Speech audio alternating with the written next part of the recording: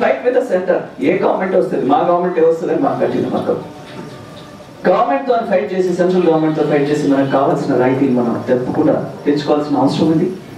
మనకి ఎక్స్ప్రెస్ వేస్ మంచివి కావాలి, కనెక్టివిటీ కావాలి, రోడ్ కనెక్టివిటీ. ఇక్కడికి మరి ఇక్కడి నుంచి సీమాంధ్ర కూడా పోయి మనకు పోర్ట్స్ లేవు. పోర్ట్స్ వరకు మనం వెళ్ళాలంటే మనకు డ్రై డాక్స్ కావాలి, ఎక్స్ప్రెస్ వేస్, గుడ్ కనెక్టివిటీ కావాలి. ఇంకా డొమెస్టిక్ ఎయిర్పోర్ట్స్ ఎన్నో కావాలి. మనకు ఒక ఇంటర్నేషనల్ ఎయిర్పోర్ట్ ఉన్నది, డొమెస్టిక్ ఎయిర్పోర్ట్స్ మనకి ఏం లేవు. అప్పుడు నేను టూరిజం మంత్రిగా ఉన్నప్పుడు కూడా చెప్పడం జరిగింది, కొన్ని ప్రాంతాల్లో మాకు డొమెస్టిక్ ఎయిర్పోర్ట్స్ కూడా ఉండాలి. They should be so cheap, so లో కాస్ట్ దట్ అక్కడ ఉన్నటువంటి మరి చిన్న చిన్న పారిశ్రామికవేత్తలు కూడా దాంట్లో వెళ్ళి వాళ్ళ ప్రొడ్యూస్ ని ఎక్కడ తీసుకెళ్లాలో, ఎక్కడికి డంప్ చేయాలో అనేది ఆ విధంగా ప్రయత్నం చేయాలని చెప్పేసి మేము ప్రయత్నాలు చేసినాం. కానీ ఫర్ సమ్ రీజన్స్ అది జరగలేదు. గోపీనాథ్ అని చెప్పి ఆ రోజుల్లో ఒక చిన్న ఎయిర్లైన్స్ నడిపేవాడు, డెక్కన్, ఆయన్ని పిలుచుకొచ్చి మాట్లాడాము. ఆయన ఓకే అన్నాడు, అన్ని డిసైడ్ చేసాం, but it never went forward. And then Mallya Kingfisher, ఆయన కూడా పిలిపించి సీఎం లెవెల్లో మాట్లాడించాం. మా ప్రయత్నాలు చేస్తున్న అన్నిటికీ సమయం రావాలేమో, ఆ సమయం ఇంకా ఆసనం కాలేదు.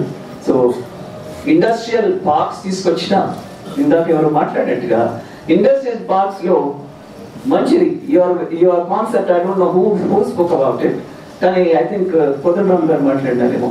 చాలా చక్కటి కాన్సెప్ట్ అది. SEZs లో మనం ఏం చేస్తున్నాము, processing and non processing areas అని పెడుతున్నాం. ఫ్యాక్టరీకి ఇంత ఇండస్ట్రీకి అందులో ఇంత భాగం, ఇంత ల్యాండ్ ఉంటుంది. తగ్గిందంతా for amenities, basic amenities like housing, hospitals, schools, banks. So concept today is walk to work. So ఏ ఒక ఇండస్ట్రియల్ కాలనీ వచ్చినా, ఇండస్ట్రియల్ పార్క్ వచ్చినా దాంట్లో మనం మరి అక్కడే వాళ్ళకి ఒక భాగంలో ఇండ్లకి కానీ, హాస్పిటల్కి కానీ, స్కూల్కి కానీ చేయగలిగితే I think this will be a beautiful concept. ఎవరికి ఎలాంటి శ్రమ లేకుండా, ఇంకా ట్రాఫిక్ కూడా తగ్గేటట్టుగా we can manage and plan this. So this is why we need a very beautiful master plan. మరి అదొక కాన్సెప్ట్ అయితే, ఇందాక నేను అన్నట్టుగా మంచి రోడ్స్ ఉండాలి, మరి వాటర్ కనెక్షన్, ఇండస్ట్రియల్ వాటర్ ఉండాలి, పవర్ ఉండాలి. పవర్ డెఫిషియన్సీ ఉంటుంది అని చెప్పి మనం అనుకుంటున్నాం, కానీ యునైటెడ్ స్టేట్ లో కూడా పవర్ డెఫిషియెంట్ ఉన్నాం మనం, మీరు అందరు మర్చిపోరాదు. పవర్ రోజు కొనే పరిస్థితి ఉంటుంది యునైటెడ్ ఆంధ్రప్రదేశ్ లో కూడా. అందుకని ఇప్పుడు NTPC నుంచి కానీ మనం కొనొచ్చు అని చెప్పేసి, ఇంకా 4000 మెగావాట్స్ పెట్టచ్చు కూడా అని చెప్పేసి ఏదైతే మనం వివేక్ గారు చెప్పారో, I think that's an excellent suggestion. ఇలాంటివి ఎన్నో ఉన్నాయి. అది చిన్న పారిశ్రామికవేత్తల గురించి మనం చాలా చాలా ఆలోచించాల్సిన అవసరం ఉంది. యువతకు కానీ ఎవరికైనా ఉపాధి కల్పించాలంటే అది పరిశ్రమల చేతనే అని చెప్పి కూడా ఒకసారి మనం గుర్తించాలి. పెద్ద పరిశ్రమలు ఒక 4000 ఉంటే మన ఉమ్మడి రాష్ట్రంలో, మరి లక్షల కొద్ది చిన్న పరిశ్రమలు ఉన్నాయి, మైక్రో, స్మాల్, మీడియం. మరి ఇలాంటి పరిశ్రమల నుంచే మనకు ఉపాధి కల్పన బాగా జరుగుతుంది. వాటిని ప్రోత్సహించాల్సిన అవసరం ఏ ప్రభుత్వంకైనా ఉంది, వాళ్ళ సమస్యలు తీర్చాల్సిన అవసరం ఏ ప్రభుత్వానికైనా ఉంది. SMEs కి చేయాల్సినంత చేయలేదు, చాలా చేయాల్సిన అవసరం ఉంది. మా సోదరుడు AP రెడ్డి గారికి బాగా తెలుసు, ఆయన ఎలా పోరాడతారు. గలగెత్తి పోరాడినాడంటే నేను కూడా భయపడి వెళ్ళిపోవాల్సి వస్తుంది, అంత గట్టిగా మాతో పోరాడతాడు. మళ్ళీ సమస్యల గురించి తన సొంతగా ఏం కాదు. సో SMEs ని బాగా మనం ప్రోత్సహించాల్సిన అవసరం ఉంది. ఇప్పుడు వ్యాట్ వాళ్ళకి 100% వ్యాట్ మాఫీ చేయడం జరుగుతుంది for micro, 50% for small and medium, and of course 25% VAT reimbursement for major industries. Major industries, corporate industries పెద్దగా లేవు మన దగ్గర. కొన్ని పేర్లే వినిపిస్తాయి మనకు. పెద్దవాళ్ళ గురించి ఆలోచించాలంటే పెద్దరావు గారు ఇక్కడ కూర్చొని ఉంటారు, ఆయన ఉన్నారేమో. అలాంటి కొద్ది హార్డ్లీ వేళ్ళ మీద లెక్క పెట్టేటువంటి పెద్ద ఇండస్ట్రీస్ మనకు ఉన్నాయి. పెద్ద ఇండస్ట్రీస్ కూడా మనకు అవసరం. అది కాకుండా మరి వీళ్ళకి ఇప్పుడు నేను మహేంద్రాన్ని కూడా తీసుకొచ్చాను. నాకు అదృష్టం ఏంటంటే సీఎం గారితో ఉన్నటువంటి సీఎంతో పోరాడి మనకు కూడా ఒకటి కావాలి నిమ్స్ అని చెప్పి, national investment zone, manufacturing zone, జాతీయ ఉత్పాదక మండలి, జాతీయ ఉత్పాదక మండలి మనం తెచ్చుకోగలిగినాం. ఓకే, జైరాబాద్ లో ల్యాండ్ అవైలబిలిటీ ఉంది. జైరాబాద్ హైవే బాంబే హైవే మీద ఉంది. పక్కనే సుంగూరు రిజర్వాయర్ నుంచి మాకు మంచి 50 TMC ఆఫ్ వాటర్ వస్తుంది. మాకు ఆ రిజర్వాయర్ మేము వాడుకోవచ్చు. మాకు మంచి రైల్వే స్టేషన్ కూడా ఉంది. ఇవన్నీ and we're only 2 hours away from the airport, international airport. ఇవన్నీ పాయింట్స్ ఆయన ముందు పెట్టి నేను తప్పకుండా మాకు ఒకటి కావాల్సిందే, ఉత్తి నువ్వు అన్ని అటుపోతే కాదు, మా ప్రాంతానికి కూడా రావాలా. We're fighting for Telangana. ఎందుకు ఫైట్ చేస్తున్నాం? మాకు నెగ్లెక్ట్ జరిగింది, మాకు రావటం లేదనే కదా మనం ఫైట్ చేస్తున్నాం. అంటే చివరికి సెంటర్ లో కూడా మనకు సెలెక్ట్ అయ్యి మరి నా నియోజకవర్గానికి తెచ్చుకున్నా it is for all of Telangana. ప్రతి ఒక్క తెలంగాణ జిల్లాకి అది పనికి వస్తుంది. బికాస్ దానికి 5,000 hectares 12,500 acres లో అది రాబోతుంది. ఇంటర్నేషనల్ ఒక మంచి టౌన్షిప్ లాగానే అది కూడా ఫామ్ కాబోతుంది. కాబట్టి that is a big plus point. అలాంటి కాన్సెప్ట్ లో ఇంకా తీసుకురావాలని చెప్పి టీపీ రెడ్డి గారు కానీ రమేష్ గారు కానీ ఇందాక నాకు చెప్తా ఉన్నారు. అంత పెద్దతను కాకుండా చిన్న విధంగా కూడా మనం ఇంకా తీసుకొస్తే బ్యూటిఫుల్ డెవలప్మెంట్ అవుతుంది. నేను గమనించింది ఏంటంటే యాజ్ ఇండస్ట్రీస్ మినిస్టర్ నేను కొత్తగా వచ్చినప్పుడు మన దగ్గర మనం వచ్చినప్పుడు కాంగ్రెస్ వచ్చినప్పుడు బేసిక్లీ సర్వీస్ సెక్టర్ కి ఎక్కువగా ప్రాధాన్యత దొరికింది. సర్వీస్ సెక్టర్ అంటే మీకు తెలుసు, ఐటీలో కానీ హాస్పిటల్స్ లో కానీ హోటల్స్ లో కానీ ఇలాంటి సర్వీస్ సెక్టర్స్ లో దాదాపు ఎడ్యుకేటెడ్ పీపుల్ కే లైక్ చాలా అవకాశాలు వస్తాయి. Mostly they are all white collar jobs. కానీ మేము గమనించింది ఏంటి, అందరికీ జాబ్స్ కావాలంటే సెమీ లిటరేట్ కానీ ఇల్లిటరేట్స్ కి కానీ మనం చేయాల్సింది మ్యానుఫ్యాక్చరింగ్ సెక్టర్ ని మనం డెవలప్ చేయాలి.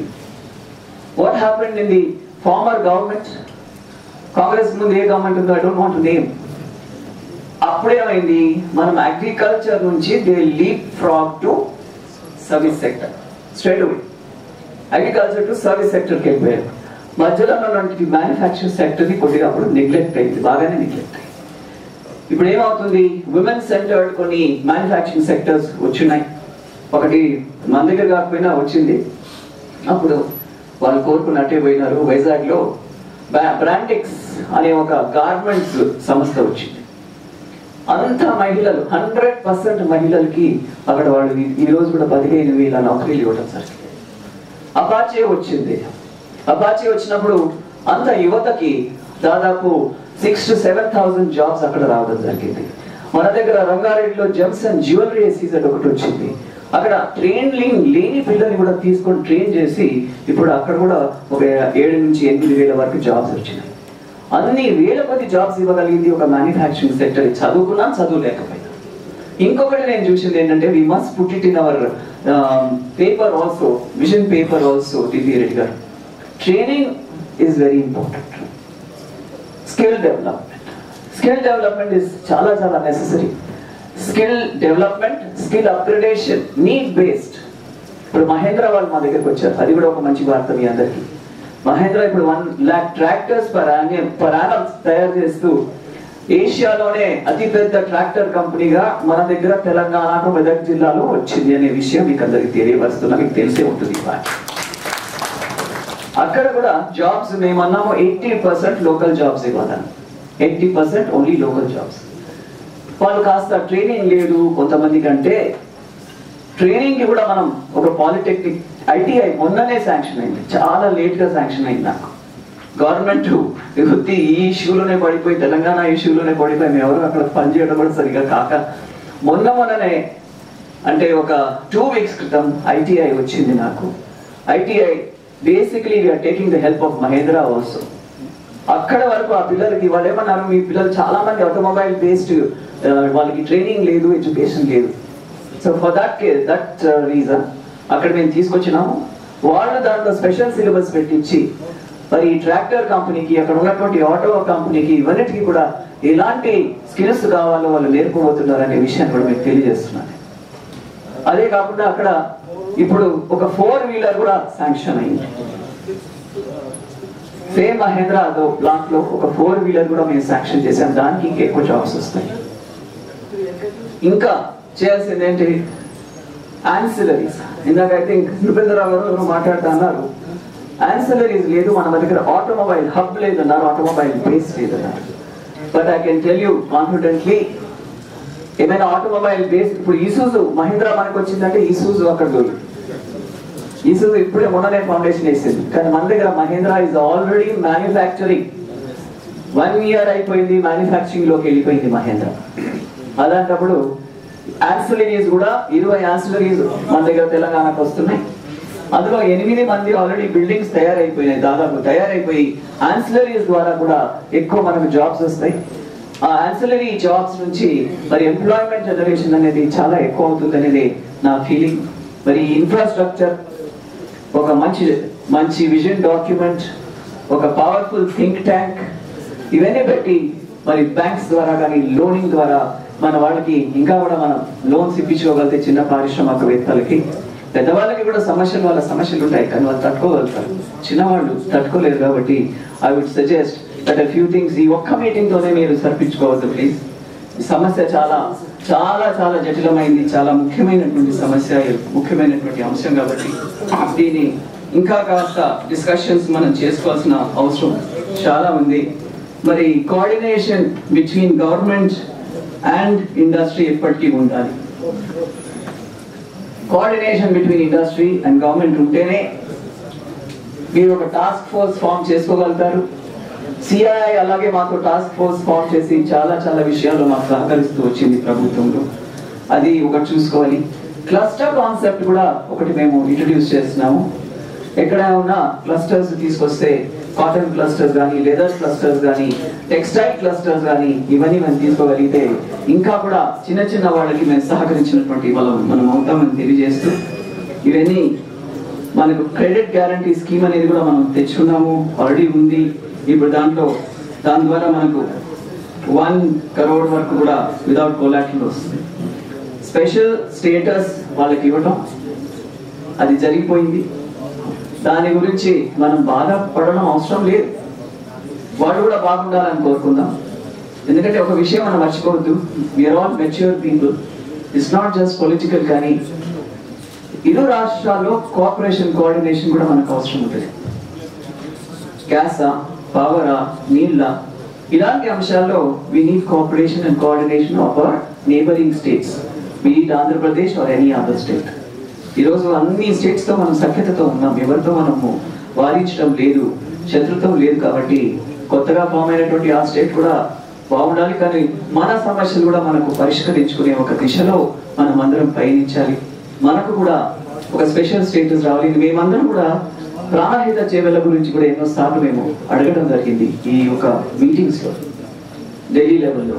కానీ సంభవం తెలంగాణ వచ్చిన తర్వాత అన్ని చూద్దాంలే అన్నట్టు ఒక థాట్ లో వాళ్ళు ఉన్నారు. వారి మైండ్ సెట్ ఏదైతే కోదండరామ్ గారు మాటికి మైండ్ సెట్ అన్నారే, ఢిల్లీ మైండ్ సెట్, ఆ మైండ్ సెట్ చేంజ్ చేయాల్సిన అవసరం మనకుంది. మనకు కావాల్సిన తెలంగాణ. మనం ఏమన్నాము, మా గంజి నీళ్ళు తిని బతుకుతాం, తాగి బతుకుతాం, మేము ఏం లేకపోయినా మా గంజి నీళ్ళు మేము తాగి బతుకుతాం, మా తెలంగాణ కావాలి. ఆ నినాదం మనకు వచ్చింది, మనం తెలంగాణ తెచ్చుకున్నాం. ఇప్పుడు ప్రాక్టికల్ గా కూర్చుని ఎలాంటి విషయాలు మనకు అవసరమో ఈ తెలంగాణని ఇంకా తీర్చిదిద్ది ఆదర్శ తెలంగాణ, నవనిర్మాణ తెలంగాణ చేసుకుంటూ ముందుకెళ్ళాలి అందరి సహాయ సహకారాలతో అని చెప్పి ఎప్పుడు మీ ప్రజాప్రతినిధులుగా మేము మీతో ఉంటాము. మరి మా ఒక ఉడ్డాభక్తిగా ఏ విధంగా ఈ రాష్ట్రానికి మేము సేవ చేయగలుగుతామో తప్పకుండా చేస్తాం.